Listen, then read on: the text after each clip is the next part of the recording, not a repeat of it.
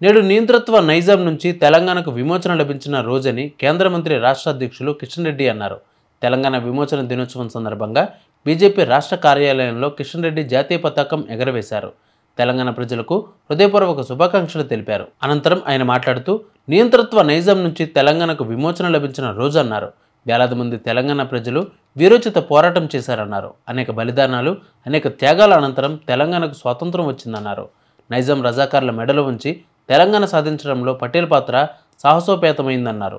Liberation day ఉత్సవాలు, విశ్వకర్మ జయంతి ఉత్సవాలు, వినాయక శోభాయాత్ర ఉత్సవాలు, ప్రధాని నరేంద్ర మోడీ జన్మదిన వేడుకలు 4 ప్రధాన ఘట్టాలు ఒకేసారి రావడం సంతోషంగా ఉందన్నారు.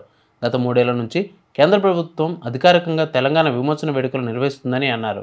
కాంగ్రెస్, బీఆర్ఎస్ పార్టీలు రజాకార్ల వారసత్వమైన మెజ్లిస్ పార్టీకి కొమ్ము కాస్తూ అడుగులకు మడుగులొత్తుతూ తెలంగాణ ప్రజలను మోసం చేశాయన్నారు. తెలంగాణ విమోచన దినోత్సవాలను నిర్వహించకుండా 2 పార్టీలు దిగజారుడు రాజకీయాలు చేస్తున్నాయన్నారు.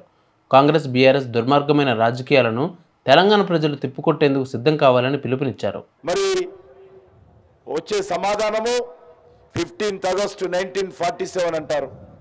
అది వాస్తవం కాదన్న విషయము వారికి తెలియదు.